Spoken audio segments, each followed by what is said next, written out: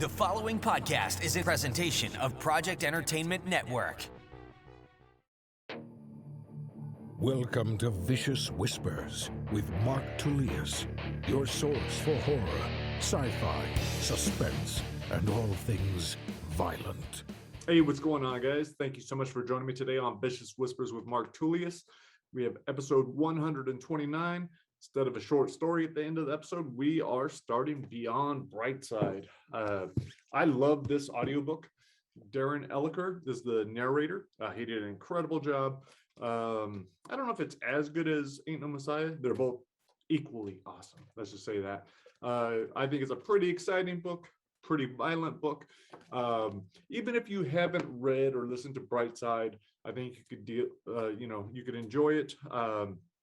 Kind of stands alone, but if you have read Brightside and Try Not to Die in Brightside, it definitely adds to it. You'll care more about the characters, so maybe go back and check those out. I think I haven't played Try Not to Die on here, just a little too hard with the format and having the destines and all that kind of stuff, but I know for sure Brightside is on here, and you can get everything on Audible. Audiobooks are available everywhere. So today we will do chapters 1 through 3. Those are all smaller chapters. It's a much quicker paced book, a shorter book. And so I think we'll get through it pretty quickly. It's been a pretty exciting week. A lot of cool shit came in. I got the hardcovers for both the English and the German copies of TBI or CTE. Really digging both of them. I think they came out great.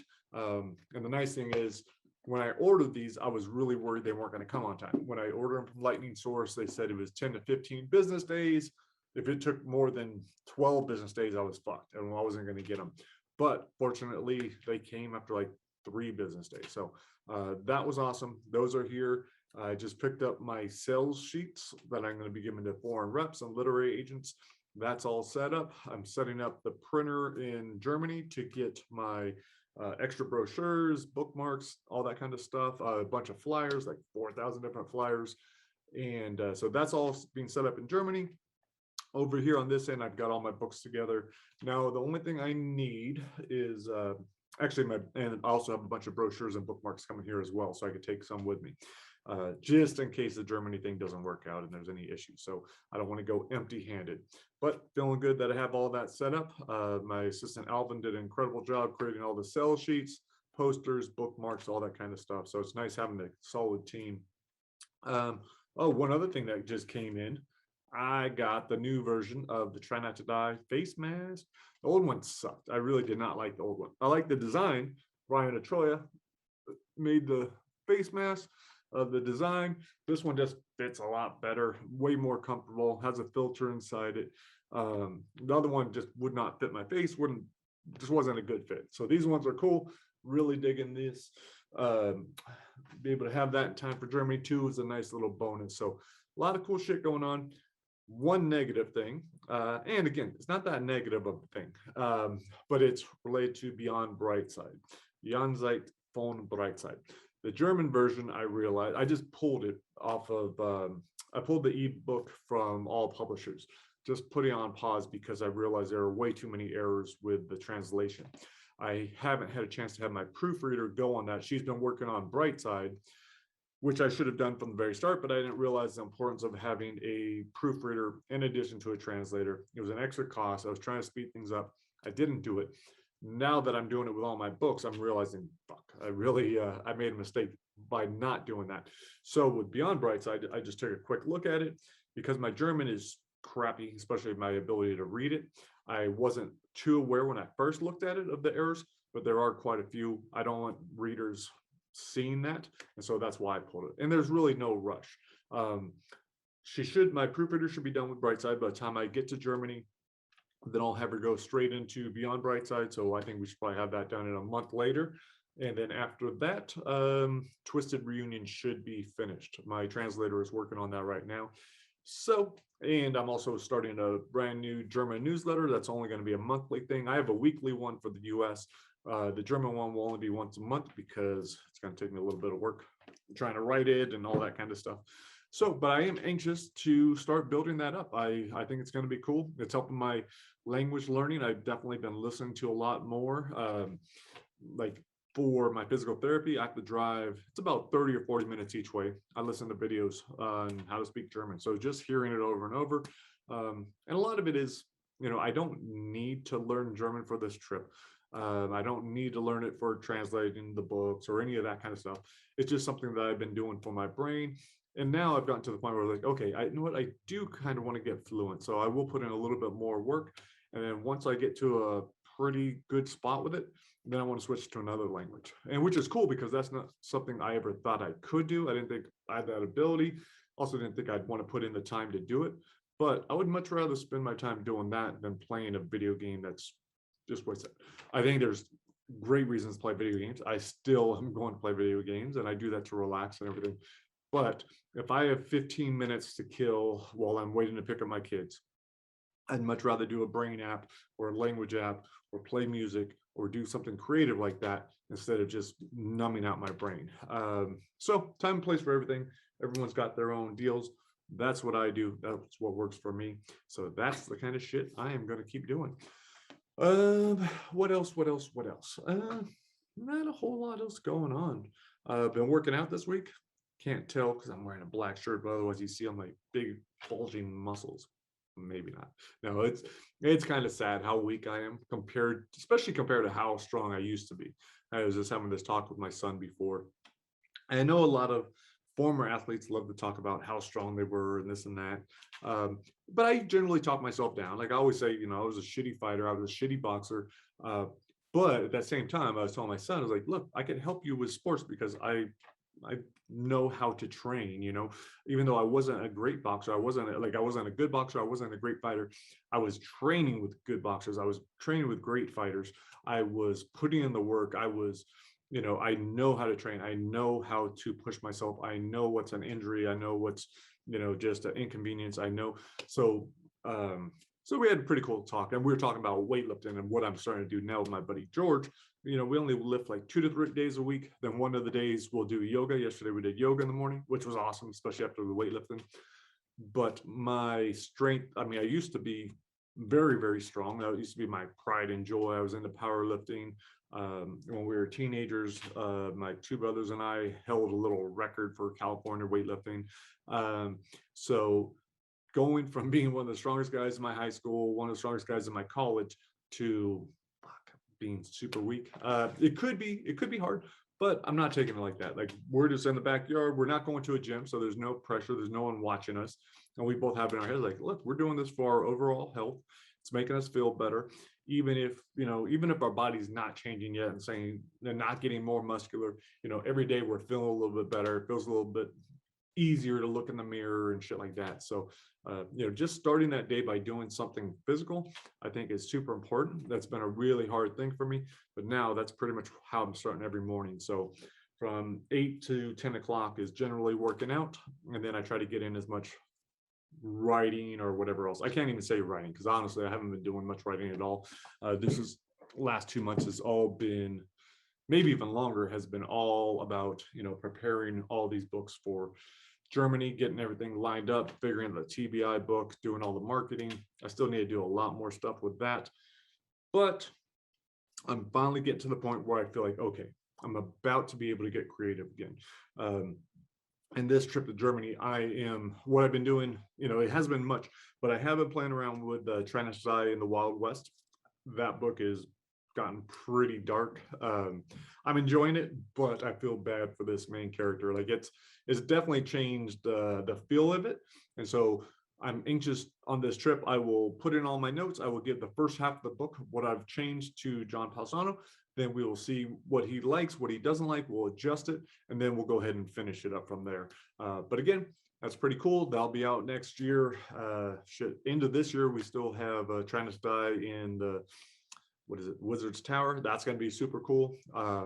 Haven't talked to Sage on that in the last couple of weeks, but he's an incredible artist and he's doing all kinds of awesome art for this thing. He's already got a cool map for the first page, all these little drawings for throughout the book. So that book is going to be a special book. That's going to be super cool. I'm excited about that. And that one we were trying to put out in December. So a lot of cool stuff going on, but I'm tired of talking.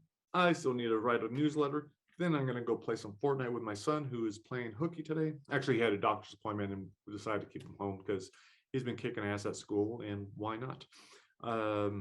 So let's go out on Beyond Brightside. Hopefully you guys are going to dig this one. I really enjoyed writing it. It gets dark. It gets a little messy, very bloody, but whatever. It is what it is. So Beyond Brightside, narrated by Darren Eliker, chapters 1 through 3. Hope you guys dig it. Have an incredible weekend, and I will talk to you later.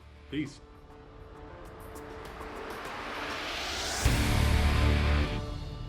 Night 7, Chapter 1. In Brightside, I counted by days, but since the escape, it's been nothing but nights. It's nearly night 7, the last bits of sunlight crawling through the cracked mud that patches together the warped pieces of plywood. The floor is a filthy strip of brown carpet covering dirty concrete, our roof a drooping blue tarp. The hanging black blanket is the only thing separating me from the rest of the shack. Our shitter's an orange and black Home Depot bucket. A fifth of the 5-gallon capacity is filled with my watery mess. The plastic edge is embedded in my legs and ass because I've been sitting here so long. I should be sleeping, but I'm too ashamed to face the person whose life I absolutely wrecked. I can't let her see me like this. I assumed roaches would be the biggest problem under a bridge, but right now, it's the flies. Dozens are buzzing between the bucket and my soiled clothes stuffed in the corner, but nearly as many are hovering above my left collarbone, the bloody bandage advertising a feast. With the sling off, I can move my lower arm a bit, but the upper part is taped tight to my chest. Thanks to the oxy, I can't feel my ankle much either, just a hot throb. My toes are the deep purple of overripe grapes because I'm terrible at taking advice, ignoring everyone who'd said we wrapped it too hard. But none of it matters. All I need the foot for is this one last night. From the other side of the blanket, she whispers my name. Her voice is sweet and innocent, although I tore that away when I refused to take her no for an answer. A true American hero. "Joe," she says loud enough to hear over the traffic. "Please come back." I say I will. I'm almost done. The syringe glistens in my palm. 5 cc. More than enough to end everything. I need to say a prayer. Even when I was a kid, I thought praying was bullshit. Crazy how things change when the knowledge that you'll die one day solidifies into the understanding that the end could come any goddamn second. It isn't just the boots that want revenge. It's the whole fucking country. Probably the world. They all saw the videos of what we did. According to the media, I'm a stone-cold killer. The most wanted man in America. It's a long story, and if you don't know about Brightside, I don't know where the hell you've been. It's where they stuck us. A beautiful prison for telepaths. A power so great, it made our lives worthless. That's the thing I need you to remember. They left us no choice. We had to get out of Brightside. We did what we had to. And there's one last thing left to do. Night 1, Chapter 2. The sun was still up when day 100 became night 1, the exact moment there was no turning back and simply saying sorry. I'd been planning the escape for a long time, training my body and mind for what I imagined lay ahead. My escape was supposed to be sneaky, slipping away in the dark. After Sarah, the beauty I shared an office with, turned down the offer, it was going to be just me all by myself. But then it became me and Rachel, someone to enjoy pina coladas with on the beach. Then Sharon, Brightside's shrink and undercover resistance ringleader, roped me into a master plan designed by my own father. On day 99, I was left with no choice but to be their triggerman. I'd still planned on Rachel being right there beside me, but she saw the lipstick, knew it was Sarah's. When I said my final goodbye to Rachel, she had been dead for 15 hours, stuffed in my closet. Her face was gone along with most of her skull, her Care Bears shirt drenched in blood. With no sleep, a dead girlfriend, and a psychopath threatening to kill me, I went up to the rooftop of the tallest building in Brightside. From there, I took out one of their helicopters with a lucky shot and watched it crash on the square below. The Boots were already clearing the building, so I hurried down to the 4th floor where I sold timeshares. That's when Wendell called me into the bathroom and saved me from that rookie Boot by thunking his head on the sink.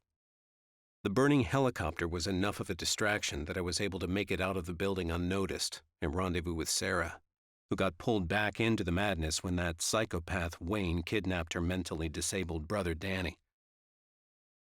We hurried up the mountain to the hidden mine shaft, but I twisted my ankle tripping over a root.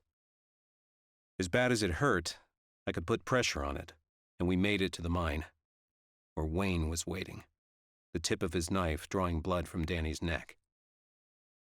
I tricked Wayne into trusting me and managed to get hold of the shotgun, but I was too much of a coward to pull the trigger. Wayne ripped the shotgun out of my hands and slammed me into the rocks, used the Mossberg to crush my throat. Everything would have ended right there if it hadn't been for Danny attacking Wayne and Sheriff Melvin putting a bullet through his brain. At first, I believed that if I'd left right then and gone down the shaft with Sarah and everyone else, we would have gotten away without a hitch. Now I know that's not true. My going back to get Wendell's 16-year-old sister Becky slowed us down a bit, but they'd been waiting all along. Some of those fuckers knew what was going down. They fucking knew. Agent Palmer knew. He was the one waiting for us with a sniper on the other side of the mine. I'd just blown away 3 Boots on the 200-foot-high ledge, and more were coming. The rope ladder was slick with ice, but I had control over my fear of heights, my will to live overriding everything else.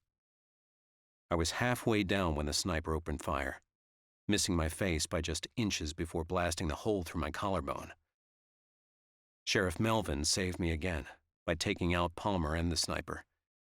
Sarah and Danny waiting on the side of the boot-splattered highway with Dad was the surprise. He was our driver. They stuck me in the back of the moving van with 40 others, leaving behind dozens more that couldn't fit. I hoped some of them would make it, but we've seen every one of their bodies on TV. Their dead mugshots making you feel better, keeping all your dirty secrets safe. Chapter 3. There were 20 too many of us in that truck. No room between our squished bodies, just dark thoughts to match the blackness. I was in shock, but heard Becky's and Sarah's thoughts along with everyone else's inside my 6-foot radius. Most were scared, all of us delusional, hoping we'd just got through the worst of it. Being more of a realist, I figured we were fucked, but I tried my hardest to stay positive for the others. Sharon was up in front and didn't get to see it, but I think she'd have been proud of me. Even with the bullet through my collarbone and my mangled ankle, it was my delusion that brought calm to the van. I believed we were free. But that shit only lasted like 2 seconds. Becky bringing back reality by thinking the cops were going to light up our vehicle, bullets blasting through the thin walls until we were all dead. My mouth was parched, so I kept silent. We'll make it. Palmer probably reported us, but he doesn't know where we're headed. It helped ease her mind. I told Becky that it was my dad driving. He wouldn't have risked everything for nothing. The line seemed to work on her, but then I got to thinking about what she said, how we were all going to die in that box. I tried to sit up and nearly screamed. Through clenched teeth, but loud as I could to be heard over the thrumming road, I asked, "Who knows the plan?" A man toward the front said, "None of us." From somewhere close, Darren said, "Yep, Everything's compartmentalized. A woman whose voice I didn't recognize said, "Only Sharon, and she's up front." I asked about Demarius, Sharon's right-hand man. Someone said Demarius didn't make it.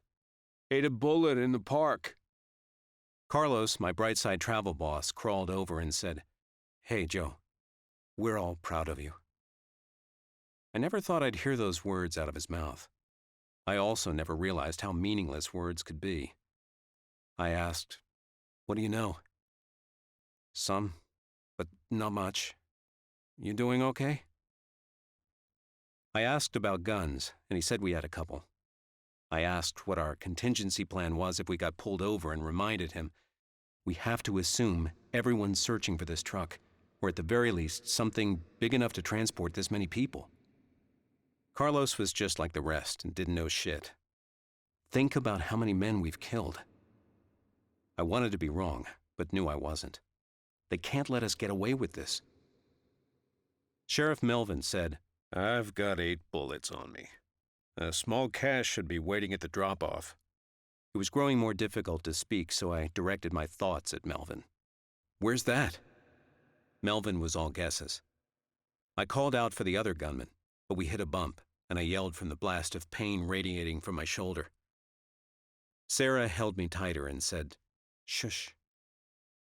That just made things worse.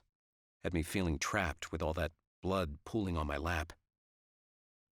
Nervous like I'd never heard her, Sarah said, "Is there anyone with medical experience in here? I don't know what to do." No one said a word. But then Dr. Osaka, Brightside's vet, knelt beside me, put his hand on my forehead, and wished me peace. He unbuttoned my shirt while Sarah shined the flashlight she'd pulled from my pocket. Osaka confirmed what I figured. "It's shattered, but not bleeding badly. It'll need to be cleaned, but not while we're moving. Too dangerous." Sarah asked, "What can we do?" Osaka placed gauze in Sarah's hand and guided her to the hole. "Maintain pressure." "Will he be okay?" Osaka patted my head, but I could barely feel it, my hearing going the same way as my vision. It sounded like he was talking with a mouthful of cotton.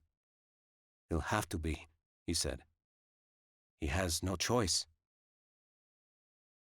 I woke to the tick of the truck's turn indicator as we eased off the freeway. I had no concept of time and asked, "How long has it been?"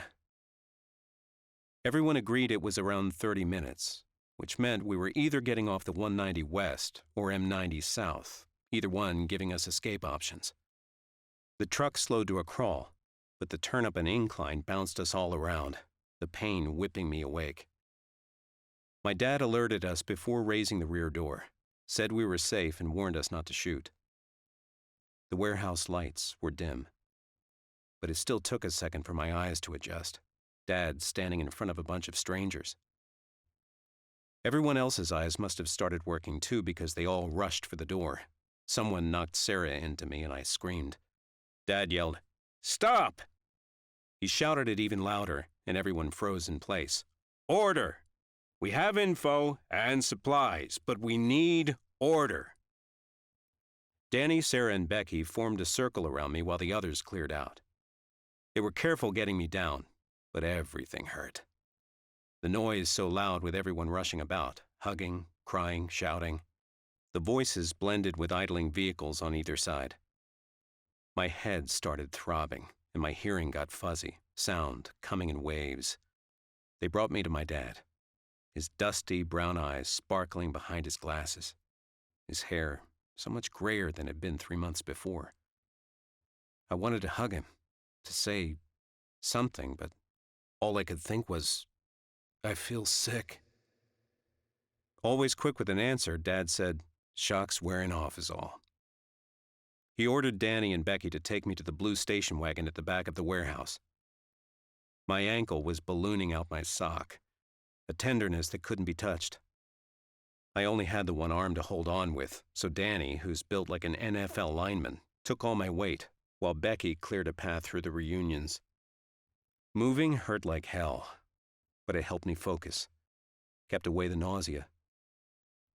Becky, whose freckled face was scratched from being pulled through the trees during our escape, popped the rear door and cleared a space between all the bags and blankets. After a painful struggle getting my jacket off me, Becky placed it under my head for a pillow. She said, "You'll be okay." 3 loud claps echoed through the building, Dad's favorite call for attention. "Listen up," he said. "All Brightsiders need to follow whatever your outsider tells you. We know what to do, where to avoid, how to act." All I could see was the drab gray roof of the station wagon, while a woman kept shouting for Tommy, demanding someone answer her. Dad said something, but I couldn't listen because I was freaking out, afraid that I was about to die. I called for Danny, then Becky, but neither was there.